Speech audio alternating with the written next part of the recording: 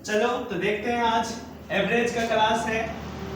Average का meaning होता है औसत। एवरेज का मीनिंग होता है औसत। और ये जो है हमारा कॉम्पिटिटिव एग्जाम में, कॉम्पिटिटिव का जो एग्जाम होते हैं, खासकर ये अबर जो होने वाला है एसएससी जीडी का एग्जाम, उसमें यहाँ से क्वेश्चन पूछे जाते हैं। और ये उसके लिए बहुत VBI यानी बहुत इंपॉर्टेंट चैप्टर है। और ये एवरेज का जो पहला क्लास है उसमें हम सबसे पहले एकदम बेसिक से छोटा छोटा क्वेश्चन को समझेंगे, उसके बाद धीरे धीरे क्वेश्चंस का लेवल को बढ़ाते चले जाएंगे। इसलिए जितने भी लोग हमारे वीडियो को देख रहे होंगे और लगातार पार्ट 1, पार्ट 2, पार्ट 3 कोई भी क्लास होता है उसका पार्ट 1, पार्ट 2, पार्ट 3 करके अपलोड किया जाता है वीडियो को, तो वीडियो को एक लाइन से देखेंगे तो धीरे धीरे क्वेश्चन का लेवल बढ़ता चला जाएगा। ऐसा नहीं कि आप लोग को लगेगा कि इतना छोटा छोटा क्वेश्चन एग्जाम में नहीं पूछेगा, लेकिन इसलिए हम बता रहे हैं क्योंकि हम एकदम जीरो लेवल से पढ़ाना शुरू करते हैं से पूरा हाई लेवल तक का क्वेश्चन को पढ़ाने का कोशिश करते हैं। इसलिए धीरे धीरे क्वेश्चन का लेवल को हम बढ़ाते जाते हैं। और आज हम देख रहे हैं एवरेज। तो एवरेज का हिंदी मीनिंग होता है औसत। औसत का जो फार्मूला होता है वो होता है सभी राशियों का योग बटा सभी राशियों की संख्या होता है। औसत को हम शॉर्ट में लिख सकते हैं AB, एवरेज। एवरेज तो एवरेज का ये पहला क्लास है। इसमें क्वेश्चंस इस तरह का पूछ देता है, जैसे बोल देगा कि प्रथम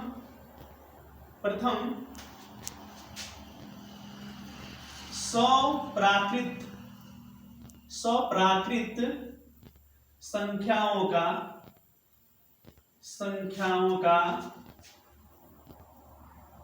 औसत क्या होगा। औसत क्या होगा इस तरह का क्वेश्चन पूछता है। तो ऐसा अगर क्वेश्चन रहता है तो इसको सोल्व करते हैं कैसे। तो पहले इस क्वेश्चन को हम लोग देखेंगे कंसेप्ट से, पहले देखेंगे कंसेप्ट से, उसके बाद देखेंगे हम लोग कि इसको शॉर्ट ट्रिक में कैसे बनाते हैं, वो भी 2 सेकेंड में कैसे बनाते हैं। और अगर हम कंसेप्ट से बनाते हैं तो कैसे बनाएंगे। तो सबसे पहले हम कंसेप्ट जानते हैं, उसके बाद इसको शॉर्ट ट्रिक बता देंगे, जो कि आपकी प्रतियोगी परीक्षाओं के लिए बहुत इंपॉर्टेंट होगा। वो है जैसे बोला है प्रथम प्राकृत संख्याओं का औसत क्या होगा। तो प्रथम प्राकृत संख्या मतलब starting from 1, that means number जो होगा 1, 2, 3, 4, 5 so on up to 100, यानी 1 से लेकर 100 तक जितने भी संख्याएं हैं सभी संख्याओं का औसत क्या होगा। तो योगफल हम लोग 9, 10 में पढ़ चुके हैं कि 1 से लेकर 100 तक का योगफल ज्ञात करने का एक तरीका होता है, एक फार्मूला होता है।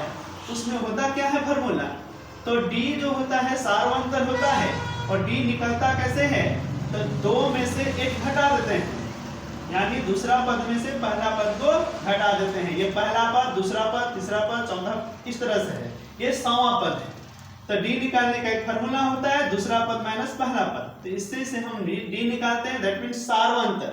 तो कितना निकलेगा, दूसरा पद है 2 माइनस पहला पद है 1, तो निकल जाएगा यहाँ से 2 में से 1 तो 1। ये D निकल गया। क्या निकल गया, D यानी सार्वंतर। D जो होता है वो होता है सार्वअंतर।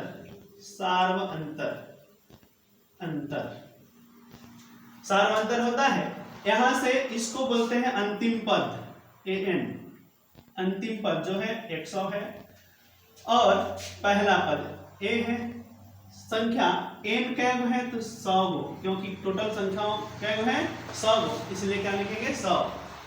तो औसत बराबर फॉर्मूला आता है सभी राशियों का योगफल। सभी राशियों का योगफल कहने का मतलब लिखना पड़ेगा 1 + 2 + 3 + 4 ऐसा 100 तक जितनी भी संख्या है सभी को जोड़ना पड़ेगा। तो जोड़ना मुश्किल है और बहुत टाइम लगेगा, इसलिए क्या करेंगे उसको हम लोग सबसे पहले उसका योगफल निकालने का एक फार्मूला होता है, चूंकि SN बराबर फार्मूला होता है n/2 × AN + A, जो कि SN जो होता है सभी संख्याओं का योगफल होता है। n जो है जितने भी संख्याएं हैं उसकी संख्या है। AN जो होता है अंतिम पद होता है और A जो होता है प्रथम पद होता है। ध्यान देना फिर से, SN जो होता है सभी संख्याओं का योगफल। SN क्या होता है, सभी संख्याओं का योगफल। और n जो है जितने संख्याएं हैं, जैसे 1 2 3 4 5 क्या वो संख्या है तो 100 है, 100 तक है मतलब 100 है, उसमें an जो होता है अंतिम पद होता है, इसका मतलब अंतिम पद कौन है 100, और a जो है वो प्रथम पद है। तो यहां से हम लोग SN निकालेंगे यानी सभी संख्याओं का योगफल निकालेंगे। तो SN है SN बराबर n मतलब 100 बटा में 2, और सॉरी n का मतलब 100 इसलिए 100 लिखेंगे क्योंकि क्या वो संख्या है तो 100 बटा में 2, और an मतलब अंतिम पद, अंतिम पद कितना है तो 100, फिर से 100 लिखते हैं प्लस a का वैल्यू कितना है 1। तो इसको काटेंगे तो 50 बार में कटेगा ये, तो 50 गुना 101 होगा। अब इसको अगर हम लोग गुना करते हैं 50 और 101 को तो क्या होगा 50 का 0 बचेगा 5, 50 शून्य 0 और 5 5, 50 का 50 यानी आ गया हमारा 50 50। ये आ गया SN यानी 1 से लेकर 100 तक का संख्याओं का टोटल योगफल जो है वो कितना आ गया 5050 आ गया। तो अब हम लोग क्या करेंगे एवरेज निकालेंगे। एवरेज बराबर सभी संख्याओं का योगफल यानी 50 50 बटा में कितने संख्याएं, सभी संख्याओं की संख्या लिखते हैं यानी टोटल कितनी संख्या है 1 से लेकर 100 तक में 100 संख्या है, इसलिए 100 से इसको भाग करेंगे, 0 से 0 कटेगा और इसको भाग करेंगे तो आएगा 1 0 बचा हुआ है, दैट मींस इधर से एक अंक के बाद पॉइंट लगा देना है यानी 50.5 आने वाला है एवरेज। ये क्या है एवरेज है यानी 1 से लेकर के यानी प्रथम 100 प्राकृत संख्याओं का औसत जो होगा वो 50.5 होगा। लेकिन ये हम लोग कंसेप्ट से देखें बहुत टाइम लगा, लगभग 5 मिनट लग गया होगा, इसलिए क्या करेंगे इसको अब ट्रिक से बनाएंगे जो कि कॉम्पिटिटिव एग्जाम में इसी को हम लोग फॉलो करेंगे यानी प्रतियोगी परीक्षाओं के लिए इस प्रोसेस को अपनाना बेकार है क्योंकि बहुत ज्यादा टाइम लग जाएगा। उससे बेटर है क्या ना कि हम लोग को एवरेज ना निकालना है, ये ट्रिक है। ट्रिक क्या है, ट्रिक है कि हम लोग को निकालना है 1 से लेकर के 100 तक का संख्याओं का एवरेज यानी औसत निकालना है। तो इसको क्या करेंगे 1 प्लस 2 प्लस 3 प्लस इस तरह से कहां तक लिखेंगे प्लस 100 तक लिख लेंगे। उसके बाद क्या करेंगे फर्स्ट वाला और लास्ट वाला को सभी को कौन जोड़ते रहेगा, उससे अच्छा क्या करेंगे फर्स्ट वाला और लास्ट वाला को जोड़ देना है। एवरेज बराबर जो होगा एवरेज बराबर फर्स्ट यानी 1 प्लस 100 बटा में 2 कर देना है। तो 100 और 101 हो जाएगा बटा में 2, इसको भाग करेंगे तो 2 बचे 10 यानी 2 50 से 100.5 कितना आएगा यानी 101 को 2 जगह बांटेंगे तो 50.5 ही ना आएगा। इसका मतलब ये औसत तो कितना आसान है। अगर हम कंसेप्ट के हिसाब से जाते हैं तो काफी टाइम लगेगा और ट्रिक से बनाएंगे तो बहुत ही सिंपल है। इस तरह का क्वेश्चन और भी हम लोग देखते हैं, जैसे कह देगा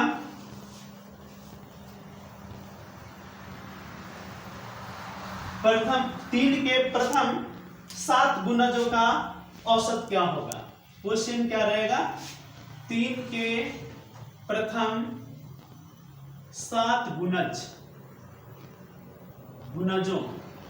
का औसत क्या होगा, क्या होगा। तो इसको अगर हम लोग कंसेप्ट से बनाते हैं तो ऐसा होगा 3 के प्रथम 7 गुणज करने का मतलब 3 6 9 12 15 18 21 1 2 3 4 5 6 7 गुणज हो गया। 1 2 3 4 5 6 7 गुणज हो गया। तो इसका हम लोग का औसत निकालना है। तो औसत कैसे निकालेंगे तो सभी संख्याओं को जोड़ के और जितना संख्या है उससे भाग कर देंगे, वही है औसत का फॉर्मूला। तो हम लोग क्या करेंगे सभी को प्लस कर देते हैं, सभी को प्लस पहले कंसेप्ट से है ना, प्लस करके और टोटल कितने संख्या है तो 7, तो सभी को जोड़ना है। तो जोड़ेंगे तो कितना आएगा 1 8 9 9 और 5 14 14 और 2 16 16 और 9 25 25 और 6 31 होगा, 31 और 3 34 होगा, 34 का 4 होगा, 3 बचेगा 3 और 2 कितना होगा 5 6 7 8 8 होगा, बटा में 7, तो इसको औसत निकालना है, तो 7 × 7 7 × 14 यानी 12 आ रहा है औसत। ये कॉन्सेप्ट से हुआ, लेकिन जोड़ने में जो है हमारा टाइम चला गया। लेकिन अगर ट्रिक से बनाते हैं इस क्वेश्चन को, ट्रिक से, तो बहुत ही आसान, 2 मिनट यानी 2 सेकंड में आंसर हो जाएगा। तो क्या होगा, तो फर्स्ट वाला को और लास्ट वाला को जोड़ देना है और 2 से भाग कर देना है, ये एवरेज निकलेगा। एकदम ट्रिक, एकदम सिंपल सा ट्रिक है।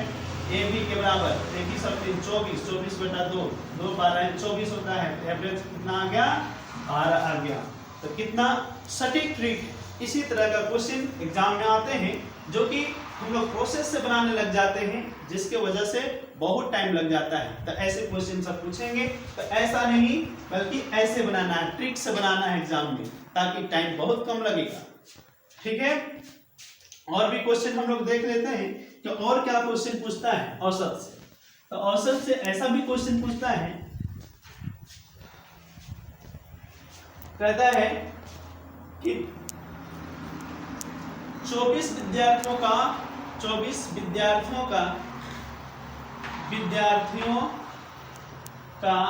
औसत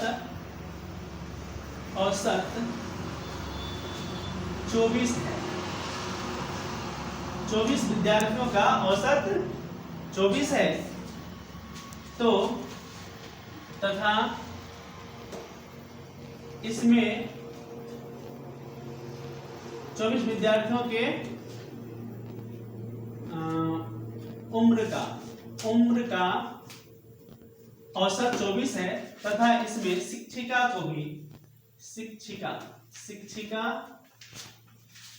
की उम्र को भी शामिल किया जाता है, तो शिक्षिका की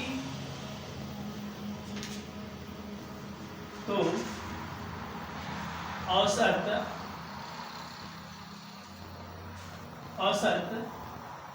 अब 25 हो जाती है, 25 हो जाती है। तो शिक्षिका की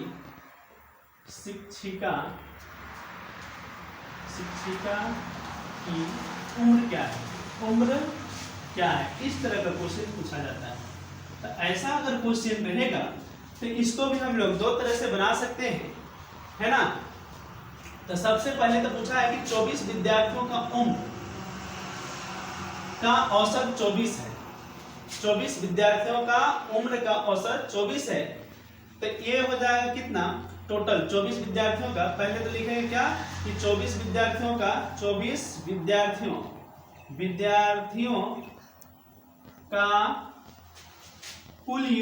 कुल उम्र क्या होगा, तो 24 गुना 24 कर देना है, तो आएगा हमारा 576। अगर उसमें कहता है कि शिक्षिका का भी उम्र को शामिल कर लिया जाए, तो उसका जो औसत होता है वो 25 हो जाता है ना। तो अब 25 व्यक्ति हो गए, 24 व्यक्ति विद्यार्थी और 1 व्यक्ति शिक्षिका, यानी 25 व्यक्ति हो गए हैं। तो अब लिखेंगे स्टूडेंट प्लस टीचर का जो कुल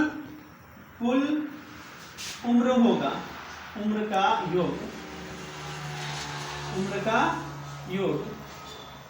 वो क्या होगा, 25 विद्यार्थी हैं, ये 25 व्यक्ति हो गए हैं टोटल, स्टूडेंट प्लस टीचर कुल मिला के 25 व्यक्ति हो गए हैं, और कुल औसत भी 25 है। तो अब कितना हो जाएगा, 600, 25 से 625 होगा कुल। तो इसमें से अब शिक्षिका का उम्र बताना है, यानी टीचर का। तो शिक्षिका का उम्र बराबर क्या होगा, तो 625 में से घटा देना है 576, यानी कितना आएगा, तो 15 में 6 तो 9, और यहाँ 11 में 7 तो 4, यानी बस 11 में से 7 घटाएंगे तो 4, कैसे एक बार यहाँ से किया जाएगा, 15 में 6 तो 9 बचेगा, 11 में से 7 तो 4, 5 में 5 तो 0, 49 वर्ष। यानी शिक्षिका का जो उम्र होगा वो कितना वर्ष होगा, 49 वर्ष होगा। तो एकदम सिंपल, कुछ भी नहीं किए हैं, कुछ भी नहीं किए हैं। पहले तो 24 व्यक्ति का उम्र निकाले, फिर 25 व्यक्ति का उम्र निकाले, और कुछ नहीं किए हैं, दोनों को घटा दिए, आंसर आ गया है। लेकिन इतना एग्जाम में लिखने की प्रोसेस जरूरी नहीं है, सिंपल कर देना है। 24 गुना 24 यानी 576, और 25 गुना 25 कर देना है, हो जाएगा 625, और इसको घटा देना है, आंसर आ जाएगा कितना, 49 वर्ष। क्लियर, एकदम सिंपल ट्रिक है। लेकिन अगर हम लोग प्रोसेस से यानी एक फार्मूला से बनाएंगे अगर इसको, तो क्या होगा, एक फार्मूला होता है, एक फार्मूला होता है शिक्षिका का उम्र बराबर होता क्या है, नया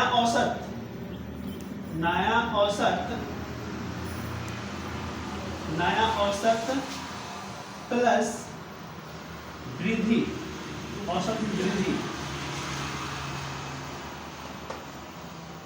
वृद्धि। लेकिन ये वृद्धि नहीं दिया हुआ है, इसलिए इस क्वेश्चन जो है इससे नहीं बनेगा। चलो हटा देते हैं इसको, उसी प्रोसेस से बनाते हैं। इस तरह से परसेंटेज बनाया जाता है। तो और भी वीडियो अपलोड होते रहेंगे।